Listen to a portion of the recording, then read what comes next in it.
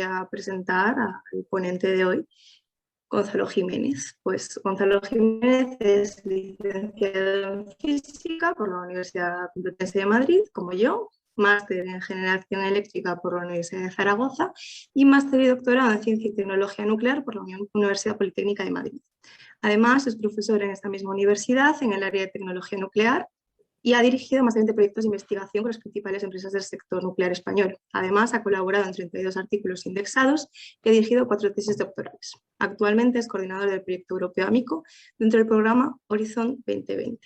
Y nada, con eso, Gonzalo, the floor is yours. Muy bien, pues muchas gracias y voy a empezar a compartir. Pues este tema es nuevo, me hace mucha ilusión porque lo he tenido que preparar básicamente de cero, bueno, con ayuda también de material previo que la profesora Carolina Nert tenía de cuando daba este tipo de reactores en la asignatura de tecnologías avanzadas. Y bueno, pues quería explorar un poco no solo la parte histórica, que también la veremos, sino sobre todo los diseños que ahora mismo están en discusión. Que por eso tiene sentido que esta clase esté en el seminario de reactores avanzados, porque hay varios diseños que bueno, pues están previstos para los años venideros. O sea que bueno, vamos a ver una perspectiva, una parte histórica, como no podía ser de otra manera, y también vamos a ver pues, qué diseños ahora mismo están pensando en construir y qué planes de futuro hay para diferentes tecnologías. Entonces, he diseñado la ponencia de tal manera que pueda ser seguida por cualquier persona, tenga o no incluso claros los fundamentos sobre tecnología nuclear. Muy bien, pues vamos a empezar por los inicios de los tiempos y bueno, pues la exploración espacial desde siempre ha sido un sueño para la humanidad, no es algo nuevo, es una aspiración a conocer lo que hay fuera de nuestro propio planeta. Evidentemente, el ejemplo más cercano por proximidad es la Luna y ha sido un objetivo también desde el punto de vista tecnológico, como luego veremos, como primera aproximación a un cuerpo que está fuera del planeta Tierra. Si nos remontamos un poco en el tiempo y concretamos esos anhelos históricos en referencias, pues aparte de algunas referencias más difusas del pasado, en los comienzos de la ciencia ficción ya se empieza a discutir sobre la posibilidad tecnológica de realizar un viaje a la Luna. Y quiero hacer este inciso aquí. Es verdad que hay referencias previas, pero son referencias, digamos, más abstractas, que no tienen tanto que ver con la posibilidad real y tecnológica de hacer un viaje que nos pueda llevar a la Luna.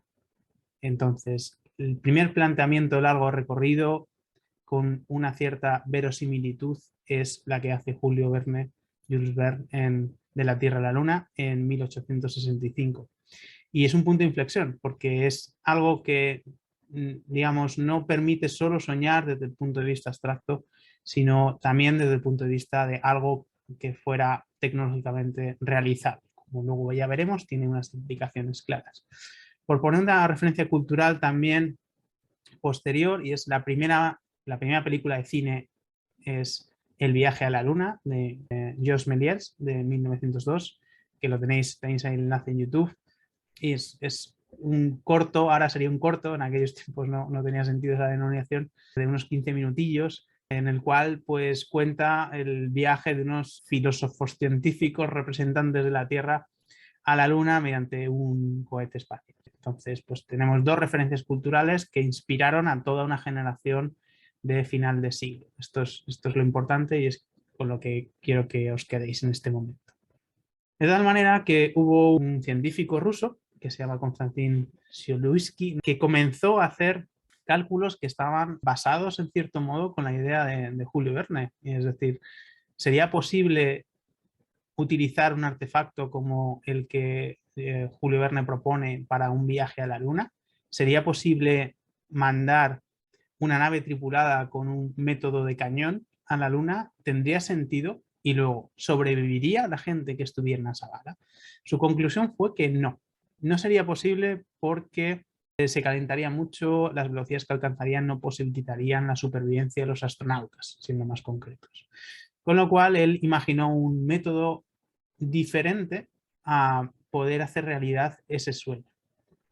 Insisto, estamos en el contexto de, digamos, el deseo por esos viajes y el deseo por hacer tecnológicamente posible esos viajes. Ya no estamos hablando de sueños, ya estamos hablando de sueños que empiezan a aterrizar con la tecnología que estaba disponible en la época. Bien, ¿a qué conclusiones llegó Constantin? Pues llegó a unas conclusiones muy interesantes que posibilitaron el desarrollo de cohetes a partir de ese momento, y fue que sería posible un método de expansión de gases que podría implicar reacciones químicas de combustión o no, y podría impulsar una nave que podría llevar tripulantes fuera de la órbita terrestre, digámoslo así. Entonces, lo reflejó en varios de sus trabajos que se sintetizaron en un libro que se llama La exploración del espacio con artefactos propulsados en 1903. Pero entonces, hay que calibrar en qué época estamos. ¿Dónde estamos en 1903? ¿Dónde está la aeronáutica en 1903? ¿Tenía sentido estos sueños en 1903? Pues en 1903 estamos un poquito en pañales para pensar en salir de la órbita terrestre cuando ni siquiera somos capaces de volar mucho más de unos pocos metros. En 1903 comienza el desarrollo aeronáutico tal y como lo conocemos, y los hermanos Wright pues están haciendo sus ensayos en Kitty Hawk, en Carolina del Norte. O sea, que estamos aquí. O sea, para que fijáis, digamos, el desfase que hay entre los sueños por una parte y el desarrollo tecnológico concreto que hay en ese momento. Parece que hay una solución técnica que podría tener sentido, pero a su misma vez, donde estamos en ese momento es aquí.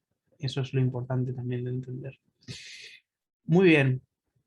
Un tiempo después hubo un estadounidense que se llamaba Robert Goddard que empezó a trabajar en diseños más concretos, pensando en esas ideas que habían sido introducidas por Constantin, y puso en marcha un primer cohete alimentado por combustible líquido. Y bueno, pues tal y como veremos cuando expliquemos la propulsión, pues era ciertamente un paso adelante con respecto a los combustibles sólidos que se habían empleado y que tenían mayores limitaciones en muchos sentidos. De tal manera que uno de sus cohetes en 1936 pues, llega hasta los 2.300 metros de altura, evidentemente no tripulado y con los tamaños que podéis ver en la fotografía. Y bueno, pues aquí quedó un poco el inicio de una idea. Esa idea fue retomada en aquella época, un poquito después, en Caltech, en el California Institute of Technology en Estados Unidos, por algo que acabó siendo el Jet Propulsion Laboratory, que es muy famoso, o sigue siendo muy famoso, por tres personajes que son bastante importantes para esta historia, y no me da tiempo a profundizar mucho en ellos, pero que tienen su relevancia en esos primeros compases de desarrollo de tecnología de propulsión. Uno es Theodor von Karman, que es un científico en Estados Unidos. Tenemos un personaje que merecería un par de series de Netflix, lo dejo aquí para ser un guionista escuchándome, que se llama John o Jack, depende de donde lo mires, John Jack, que realmente se llama Marvel y que se apellida Whiteside Parsons. Bueno, Whiteside es el intermedio, Parsons es el apellido, y que es un personaje muy extraño, que tiene intereses ocultistas, que muere en unas circunstancias muy extrañas también, que bueno, pues fue uno de los que contribuyeron con sus investigaciones a avanzar la ciencia de la propulsión.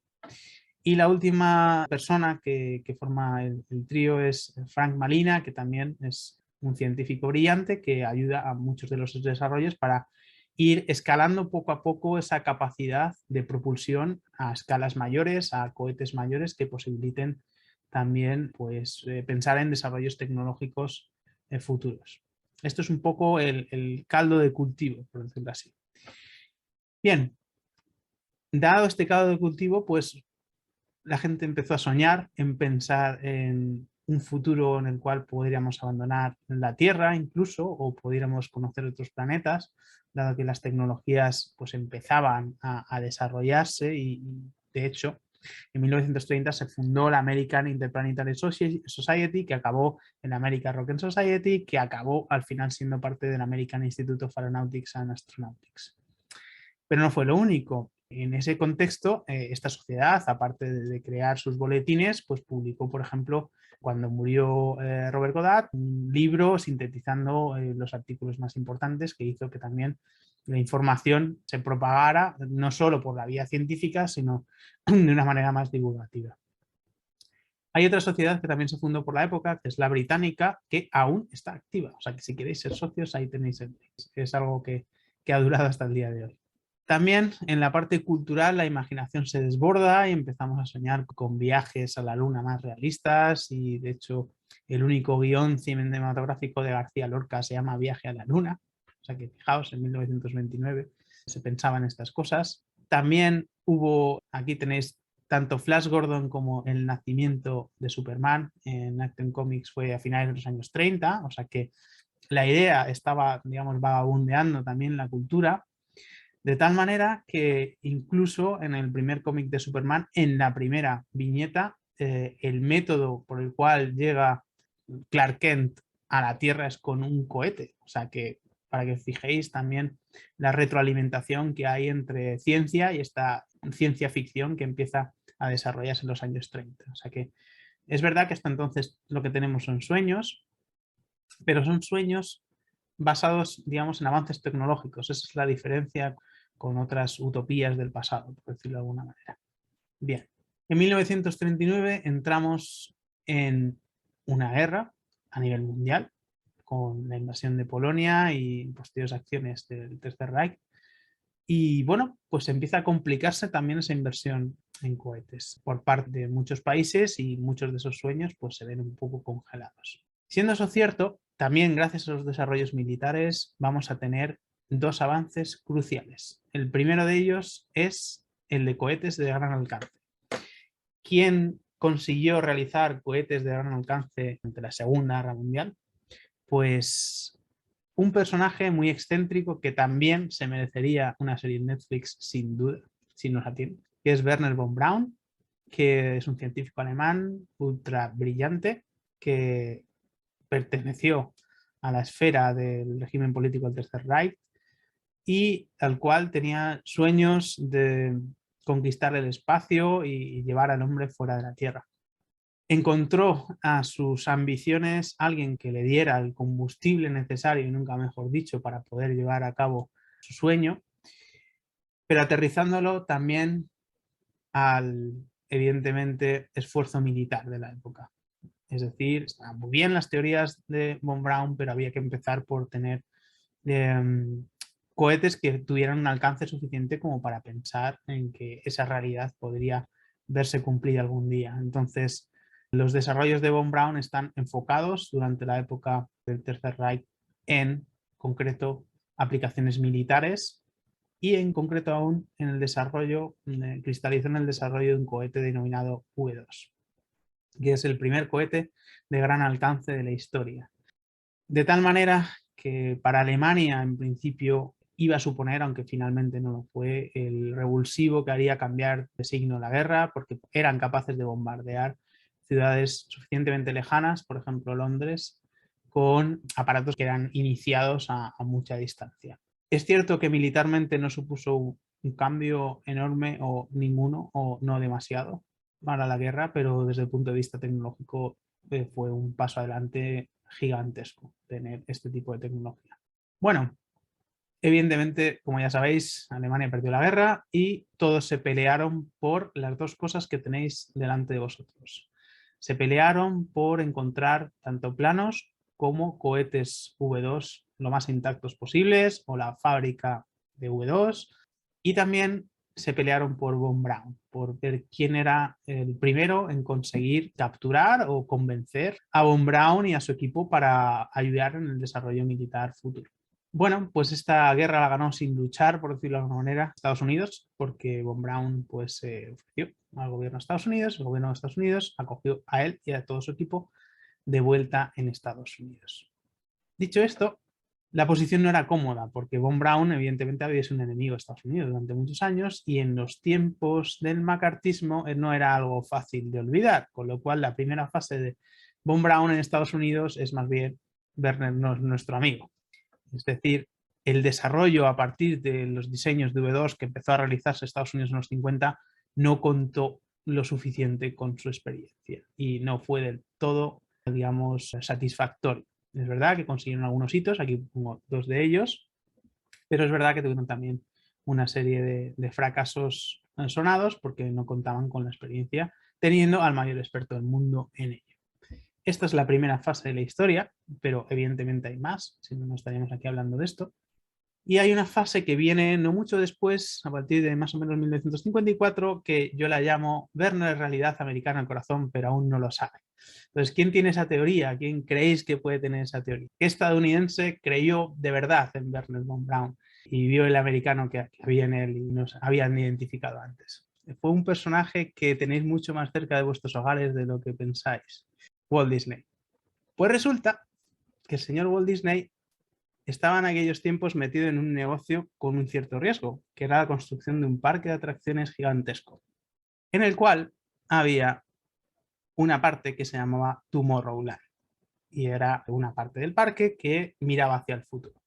Y para el señor Walt Disney, la exploración espacial era una parte importante del futuro, con lo cual encontró en Wernher von Braun la persona ideal para promocionar tanto su parque como la idea de exploración espacial, y hicieron pues algunos pequeños programas de divulgación con respecto a la exploración espacial que le sirvieron para publicitar su parque. O sea que es una historia muy divertida. Un poquito más adelante, en otra esfera del mundo, tenemos un desarrollo paralelo al que estamos viendo, pero digamos que fueron capaces de aprovechar más de seguido lo que habían encontrado en los cohetes V2. El científico llamado Sergei Korolev se puso en marcha enseguida, en cuanto tuvieron información sobre los V2, a desarrollar nuevos cohetes que tuvieran un tamaño mayor y un alcance mayor, y llegó hasta tener un cohete intercontinental, significa que tiene un alcance suficiente como para cambiar de continente, en 1957 llamado R7. De tal manera que con una emulación de un armamento nuclear consiguieron llegar a 6.000 kilómetros del punto de lanzamiento, lo cual pues básicamente concluía que eran capaces de alcanzar a Estados Unidos desde terreno ruso. Evidentemente no iban a contar lo que habían hecho de esa manera y decidieron contarlo de otra manera. ¿De qué manera creéis que decidieron contarlo? El primer satélite. Le tenemos. Sputnik. ¿Cuál fue el mensaje de Sputnik? El mensaje de Sputnik, que era un cacharrito bastante simple, es: hola, estamos aquí y podemos llegar a Estados Unidos. Y Estados Unidos entró en pánico. Ya no era una prueba dentro del propio país, sino exponer algo en órbita significa, por definición, poder alcanzar muchos puntos en un momento en el cual se había desarrollado el armamento nuclear. O sea que no solo acabó aquí, sino que muy poco tiempo después, el primer ser vivo dando vueltas alrededor de la Tierra. Y finalmente, en 1961, pues el viaje de Yuri Gagarin, que es alguien que va y vuelve y sale de la Tierra y entra en órbita y vuelve sano y salvo, y ahí que ya sí que fue el desmadre, es decir, el pánico de no tener la tecnología suficiente como para estar equilibrados con la superpotencia con la cual estaban en Guerra Fría.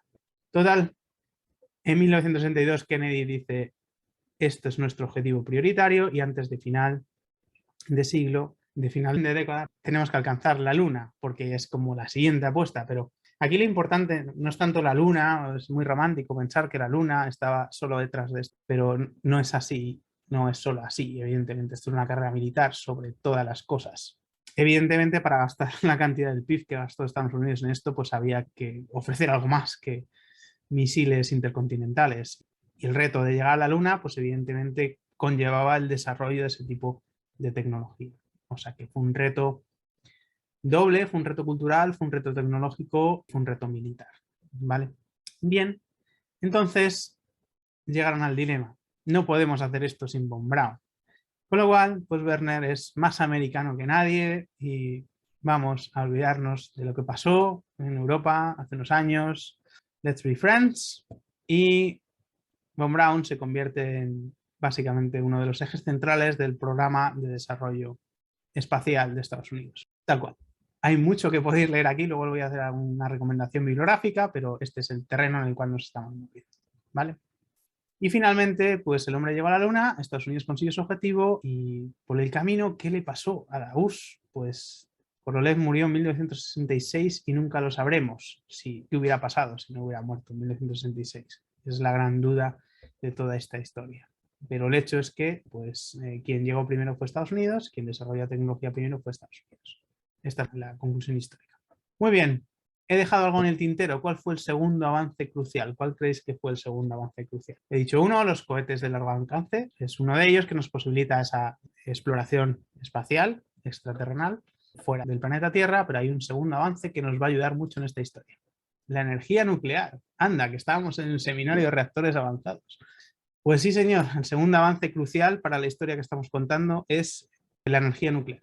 El desarrollo de energía nuclear durante la Segunda Guerra Mundial y los años posteriores, los años 50. Ahora veremos dónde encaja toda esta foto, ¿vale? La gran pregunta que os hago, ahora que tenemos los dos grandes avances encima de la mesa, es la siguiente. Si juntamos esto y esto, ¿es esto una buena idea? O quizás como juntar Coca-Cola con Mentos. O sea, quiero decir, tú puedes tener una idea muy brillante, pero luego cuando la llevas a cabo a lo mejor no te sale siempre, como vemos en esta imagen, ¿vale? Hay algunas cosillas que no acaban de salir, ¿vale? O quizá sea un exitazo de la conjunción de esas tecnologías y sea como la ultra famosa batamanta. Y celebremos el éxito de la energía nuclear y la propulsión espacial como ello. O quizá fue una fantasía de los años 50, si habéis leído, y seguro que muchos habéis leído Objetivo la Luna, y lo volvéis a releer, que nos pasa desapercibido, que la tecnología del cohete era nuclear, que era la tecnología de moda en la época donde se había redescubierto recientemente y comenzaban las aplicaciones en los años 50. Esto es de 1950, 5 años después de que se acabara la guerra, para que os... Bueno, como decía ya que el Destripador, imagino, vamos por partes y vamos a ir viendo en qué nos puede ayudar, en qué áreas de la exploración espacial la tecnología nuclear tiene un papel, cómo se hace, ¿vale? Iré poco a poco. Bien, para empezar a diferenciar hay dos ramas. Una es la generación termoeléctrica nuclear, es decir, podemos emplear la tecnología nuclear para generar electricidad en el espacio y calor. Y la otra es podemos utilizar la tecnología nuclear para la propulsión, es decir, ayudar a crear un empuje que nos permita o salir del planeta Tierra o movernos en el espacio una vez que hemos salido del planeta Tierra, ¿vale? O sea que son dos cosas muy diferentes y las trataremos como cosas muy diferentes también en esta clase. Empecemos con la generación termoeléctrica nuclear. Aquí también tenemos dos aproximaciones muy diferentes. Una es con fuentes de radioisótopos, que ahora os explicaré qué significa, que es básicamente utilizar elementos que son radiactivos y que producen calor de forma natural y aprovecharlo para producir electricidad. Y tenemos reactores de fisión nuclear que se podrían emplear para generar electricidad en el espacio. Son dos aproximaciones diferentes. Vamos a la primera de ellas. Vamos a hablar de las fuentes de radioisótopos, en las cuales pues, tenemos que tener en cuenta dos partes principales. La primera es la fuente de calor. ¿De dónde viene la fuente de calor de una fuente de radioisótopos? Pues de un átomo estable no viene, porque un átomo estable está quietecito, como el Minion ese que está agarrando el osito, ¿vale? Viene de un átomo que está un poco más pirado. Es un átomo radioisótopo inestable que se dedica a mandar calor y partículas, entre otras cosas, pues como la que veis en la imagen, que es una partícula alfa. Tanto en la emisión de calor como en la emisión de partículas alfa va a ayudar a calentar el material que está alrededor de ese isótopo inestable. Esto es lo importante. Es decir, es como coger un material que durante muchos años va a generar calor de forma natural al desintegrarse, al, digamos, intentar alcanzar la estabilidad, que es lo que hace. Bien, de entre todo el catálogo de radionucleidos que hay, al final no hay tantos que nos valgan porque tiene que durar el suficiente tiempo y tiene que repartir, digamos, tiene que ser suficientemente potente esa desintegración como para que el calor se pueda transformar en electricidad. Y al final, pues de todo lo que se podría utilizar, se decidió utilizar plutonio 238, ¿vale? Que es el que tiene una vida media suficientemente elevada y produce un calor que se puede aprovechar bien. Entonces, ¿cómo lo utilizamos? Tecnológicamente, ¿cómo es una fuente de radioisótopos? Os traigo el modelo que ahora mismo la NASA tiene más generalizado y es pues con unas pastillas, 4 pastillas de plutonio introducidas en una matriz de iridio y en grafito y metidas como en la cajita esta que veis. O sea, al final esto está desarrollado, el montaje final es como una cajita de estas. Ahí tendríamos la fuente de generación de calor, ¿vale? Bien, Aquí tenéis cadenas de integración del plutonio, por si os interesa, el día de mañana. Acaba siendo estable, pues, una vez pasados ciertos años. Cada una de esas cajitas las vamos a introducir dentro de una estructura un poco más compleja, varias de ellas normalmente, y la vamos a rodear de termopares, que son los que nos van a producir electricidad a partir del calor que generan esos radioisótopos. Entonces, vamos a conseguirlo porque los termopares utilizan algo que se llama efecto Seebeck, que os voy a explicar de una forma muy concreta ahora mismo. En un metal, si calentamos solo una de las partes del metal, los electrones de esa parte van a tender a adquirir mucha energía cinética y a moverse hacia la parte que está fría. Y eso va a generar una diferencia de potencial. Es decir, si cogiéramos dos cables, podríamos ver que hay una cierta corriente eléctrica. Dicho así, no es algo muy utilizable a no ser que lo hagamos juntando dos metales diferentes, porque cada uno de los metales va a producir una diferencia de voltaje diferente y al final vamos a tener un voltaje que va a recorrer el circuito entero y lo vamos a poder aprovechar. Es decir, teniendo dos metales unidos por los extremos, como veis aquí, calentando en uno de los extremos, vamos a acabar generando una corriente eléctrica que vamos a poder aprovechar. No es la panacea, no es la solución energética del mundo mundial, porque el voltaje es muy pequeñito, pero es algo muy útil para aparatos que necesitan muy poca corriente, como por ejemplo los satélites y otros sistemas que han utilizado este tipo de tecnología. ¿Vale? Esta es la corriente que os hablaba. Bien, pues aquí tenéis vídeos varios en YouTube por si os aburrís por las noches y no podéis dormir, pues solo os ponéis un rato. Esta tecnología se empezó a usar desde muy pronto, desde 1961 con el primer modelo, que es este Snap 3B, que producía solo 2,7 vatios, pero que era suficiente para los requisitos energéticos del satélite. Y fue empleado en muchas misiones, incluyendo las misiones Apolo, como generación estable de electricidad. ¿Vale? Ya discutiremos sobre el papel de la energía solar en la generación de electricidad y veremos en qué casos pues, no es adecuada por las condiciones en las cuales se encuentra o por la distancia al Sol, que también es un factor importante. ¿Vale?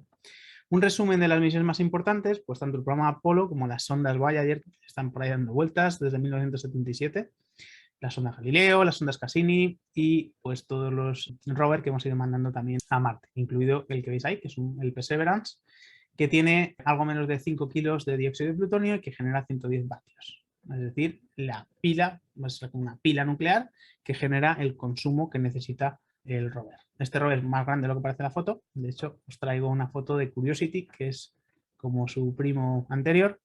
Y aquí veis anclada pues, esa tecnología de fuente de radioisótopos como parte del equipo que tiene.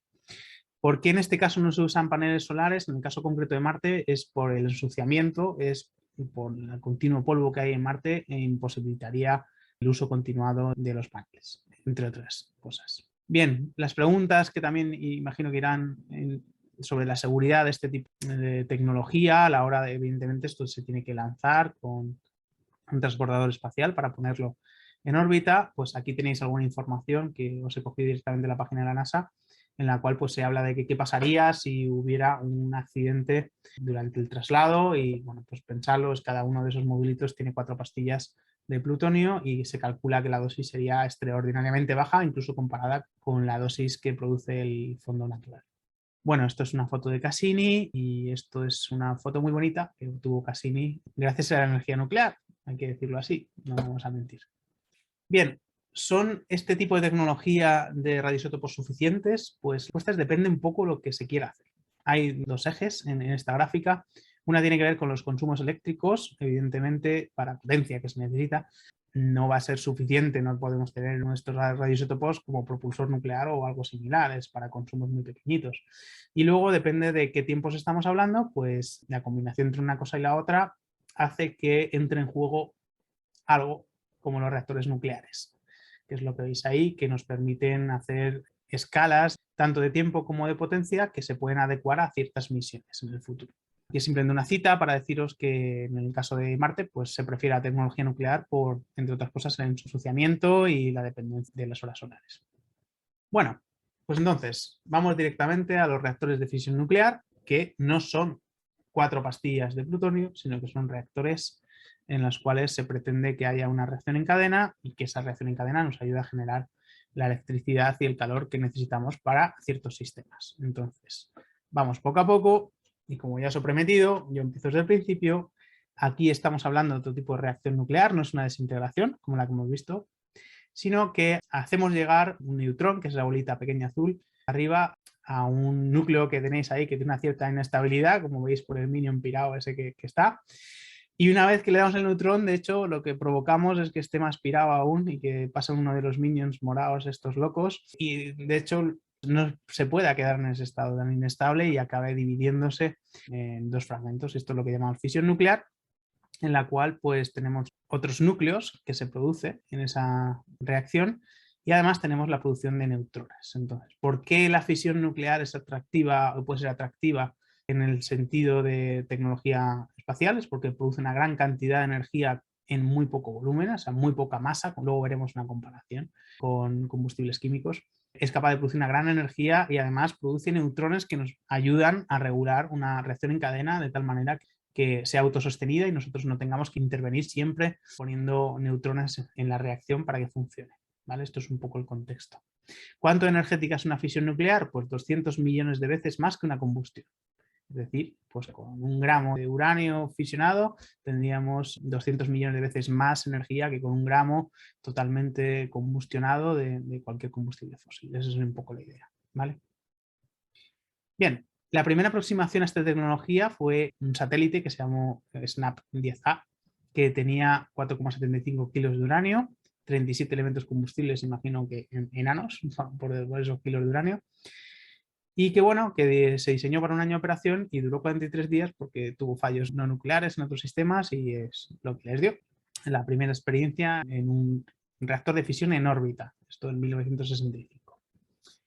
Posterior a ello se han propuesto diseños, aquí tenéis por ejemplo uno de un reactor que se llama Heat Pipe Operated Mars Exploration Reactor y que demuestra el gran ingenio a la hora de poner siglas de estos chicos, ¿vale? Porque ese el acrónimo es HOMER, y que consiste en un reactor nuclear en el cual pues tenemos un combustible nuclear a la vez que tenemos una serie de heat pipes que ahora os contaré para qué sirven y qué diseño tiene. Es decir, un reactor muy pequeñito del cual somos capaces de extraer el calor de una forma bastante eficiente. Eso es un poco. Esto simplemente os dejo información para que sepáis pues, qué tiene que ver con la seguridad y qué pasaría en este reactor en caso de que hubiera un problema de seguridad, pues por dónde iría la cosa. Bien, en proyectos más actuales que Homer, pues es el proyecto Kilopower, que es el que ahora mismo está en boga por parte de la NASA, que es una configuración de un reactor de fisión que tiene dos aplicaciones diferentes. Una es, como veis, para aeronaves no tripuladas que pudieran llevar satélites, etcétera, etcétera. Y la otra es para estaciones en otros planetas, por ejemplo, sin ir más lejos, en satélites como la Luna. Eso sería un poco la idea. Tener un generador de potencia estable, fiable y duradero. Esa sería un poco la aproximación. Hay varios diseños. Uno es más pequeño, que es este, que es el Kilopower de 1 a 3 kilovatios eléctricos. Ahora veremos bueno, las partes que tiene este modelo. Y otro es un poco más potente, que está pensado pues, para mayores consumos. Ahí lo tenéis. ¿Vale? Bien, las primeras pruebas que se comenzaron a hacer son experimentales y aquí tenéis una de ellas que también le pusieron un nombre muy divertido que es DAF, como la cerveza de los Simpsons, en la cual pues probaron un poco la idea de tener un diseño que fuera capaz de producir suficiente calor para ser extraído mediante mecanismos como las heat pipes a partir de uranio enriquecido.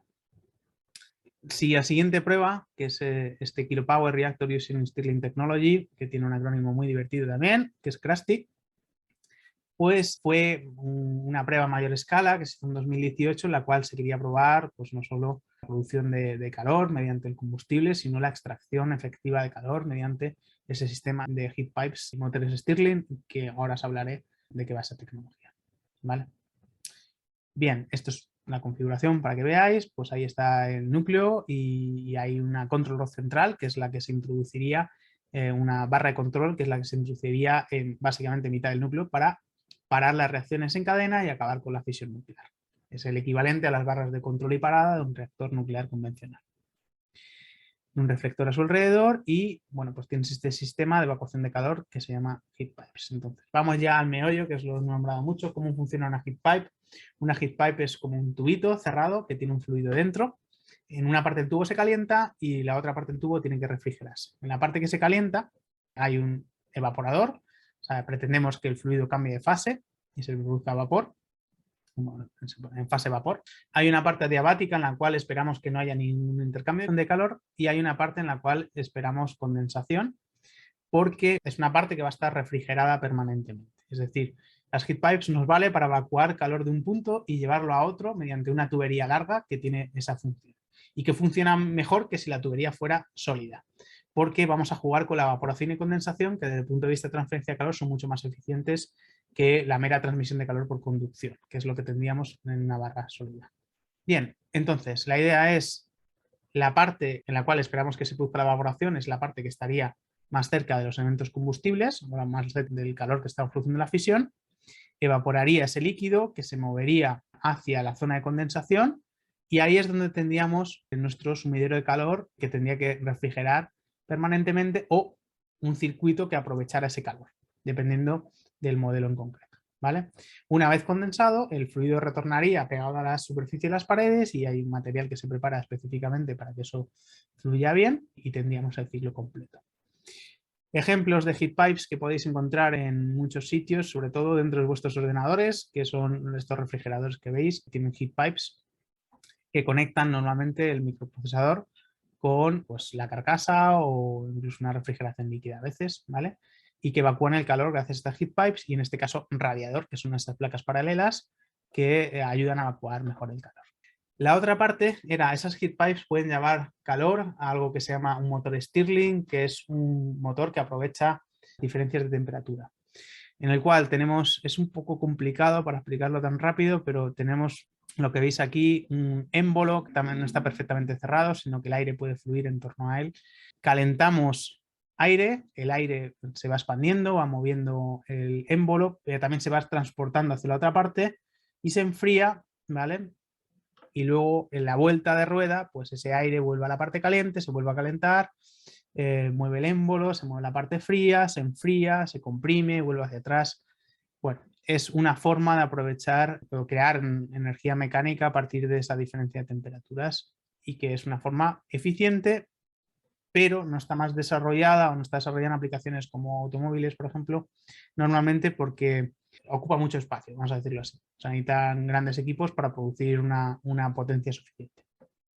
Bien, este en concreto es el motor Stirling, un modelo muy similar al que usaría este proyecto Kilopower. Muy bien, pues hasta aquí hemos hablado de reactores de fisión y hemos hablado de generadores de calor por radioisótopos y ahora vamos a hablar de propulsión nuclear, es decir, cómo se podría emplear la tecnología nuclear para ayudar a vencer la fuerza de la gravedad y crear un empuje suficiente para salir del planeta Tierra o de cualquier otro planeta o para facilitar los movimientos entre planetas, que sería la otra aplicación, ¿vale? O sea que no tiene por qué ser solo para el comienzo. Entonces, lo primero, ¿en qué se basa la propulsión? Vamos a hablar de la propulsión en sí primero, antes de meternos en la propulsión nuclear, porque si no es un poco complicado. Pues se basa en una acción que se propone una reacción. Si tenemos el ejemplo que veis en la pantalla de un globo que está hinchado y produce una cierta presión, cuando lo soltamos, ese aire que está dentro va a salir y al salir va a empujar, por decirlo así, el globo hacia arriba y eso va a producir el efecto que veis y es que el globo sube por esa salida de gases. Eso es lo que queremos crear en la propulsión. Es digamos, el principio fundamental, que es el uso de la tercera ley de Newton. Ojo, este no es el principio por el cual vuela un avión. Un avión vuela porque las alas tienen una forma muy determinada que producen altas presiones en la parte inferior y bajas presiones en la parte superior y eso produce un empuje. ¿Vale? Si las alas fueran totalmente planas, no producirían este efecto. O sea, que no tiene nada que ver con esa fuerza de acción-reacción que hemos visto en la tercera ley de Newton, sino que tiene más, bueno, tiene que ver en el empuje que producen los motores, pero no tienen que ver con por qué un avión acaba sosteniéndose en el aire, básicamente. Bien, evidentemente necesitamos los motores porque este efecto, digamos, se ve agrandado cuanta más velocidad se alcanza. Entonces, las dificultades que tenían, ¿os acordáis de los hermanos Wright que hemos visto al principio? Una de las dificultades es que estaban a tan baja velocidad que este efecto es muy pequeño comparado con velocidades mayores, con lo cual difícil lo tenían para sostenerse con las velocidades que estaban manejando, que básicamente una bici podía adelantarles. Bien, seguimos. Vamos a hablar de propulsión química muy rápido. Yo, cuando no suelo entender algún aparato tecnológico, recurro a un libro muy antiguo que tengo por casa y que, bueno, pues mis padres me regalaron en su día y le tengo mucho cariño, que se llama Cómo funcionan las cosas, probablemente inencontrable hoy en día. Y aquí os dejo algunas imágenes para que veáis la diferencia entre un cohete, por decirlo así, de feria y lo que sería algo más parecido a lo que la gente como Von Braun estuvo trabajando. Entonces, vamos a fijarnos ahí. Un cohete convencional funciona con un tanque de combustible y un tanque de oxidación, o sea, un tanque, por ejemplo, de hidrógeno líquido y un tanque de oxígeno líquido. Entonces, juntando oxígeno líquido e hidrógeno líquido en una cámara de combustión, vamos a producir una combustión muy fuerte, en la cual va a haber una expansión muy rápida de los gases de la combustión, que va a producir un empuje igual que el globo. O sea, el principio es muy parecido. La diferencia es que aquí, para sacar algo tan grande como una aeronave del planeta Tierra, necesitamos muchas toneladas de combustible para poder hacerlo. O sea que una de las principales limitaciones en el tamaño de las aeronaves es la cantidad de combustible que necesitamos para producir el empuje suficiente para vencer esa atracción gravitatoria. Entonces, ¿por qué a la NASA le interesa la tecnología nuclear o qué pinta la tecnología nuclear en todo este principio que parece que está muy consolidado y está muy claro? Pues aquí tenéis, os he copiado literalmente un trocito de una transparencia de la NASA. Lo que reflexiona en esta transparencia el ingeniero que la hizo es que fisionando una tacita de uranio tiene 50 veces más energía que el tanque naranja grande que veis en el Space Shuttle. O sea, este de aquí, este grande naranja, es 50 veces menos que una tacita llena de uranio totalmente fisionada. O sea que cuando se hablaba de los 200 millones de veces más, esto es el reflejo. Es con muy poca cantidad de uranio somos capaces de producir tanta energía como algo tan grande como ese tanque naranja del Space Shuttle. Aquí ves las personas que son chiquititos para que veáis el tamaño. Bien, entonces, primeros diseños o primeras ideas que se barajaron y es un diseño descartado, es tener una aeronave que fuera capaz de tener un empuje nuclear, pero por explosión de armamento nuclear en la parte de la popa. Tiene una especie de disco que aguantaría la explosión y entonces el juego sería pues, producir explosión de armamento nuclear regularmente para ir produciendo el empuje necesario para moverse de forma interplanetaria. Este diseño fue descartado, aparte de los motivos obvios, por el Tratado de No Proliferación Nuclear de 1963. O sea que es un diseño descartado casi desde los inicios. Sin embargo, hubo otro diseño que se probó bastante más y se gastó bastante dinero en probar su viabilidad, que se denomina NERVA como acrónimo. Y a ver si adivináis qué mente ingeniosa estaba detrás de NERVA. Pues sí, Von Braun. Von Braun estaba implicado en el programa de NERVA con el objetivo de mandar astronautas a Marte antes de 1981. Fijaos. Y bueno, pues le pasó un poco como Korolev. Pues en 1979, desgraciadamente, Von Braun fallece y bueno, pues parte del empuje y la iniciativa de NERVA durante esos 12 años de test experimentales, pues se quedó ahí, básicamente durante años.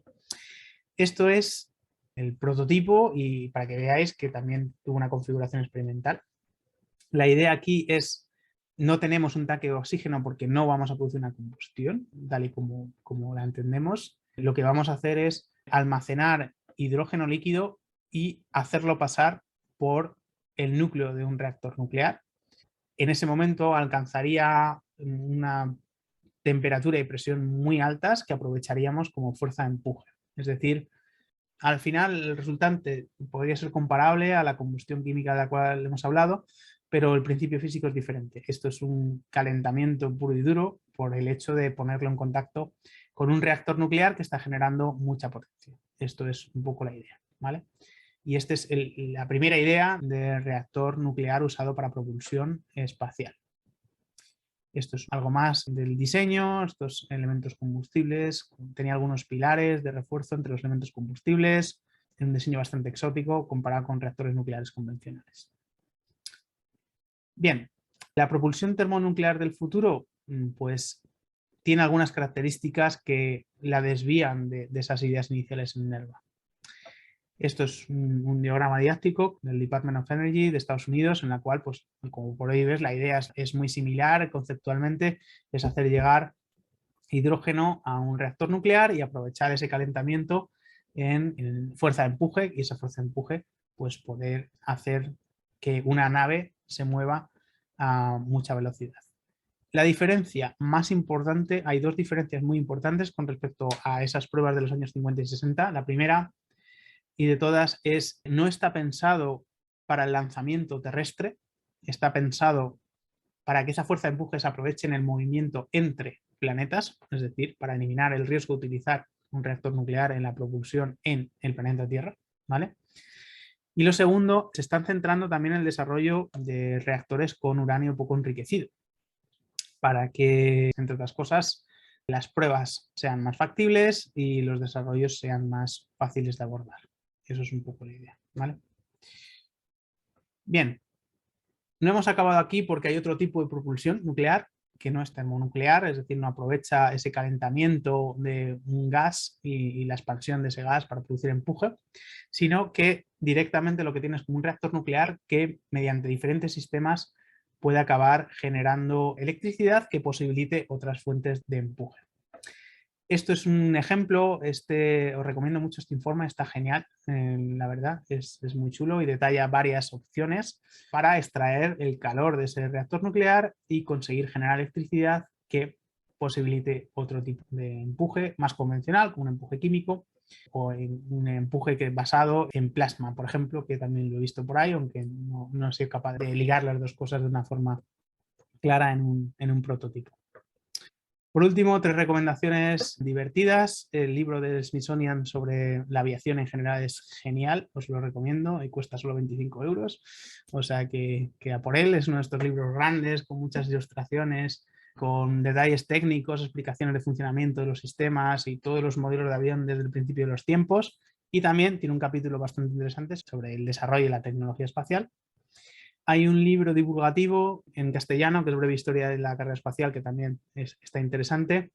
Y hay un libro espectacular sobre Von Braun, que os lo recomiendo a todos los que sois fanáticos del desarrollo de la tecnología en general, la espacial en concreto, y luego a los que todos les gusta pues el salseo del periodo de guerras, entreguerras, espionajes y demás.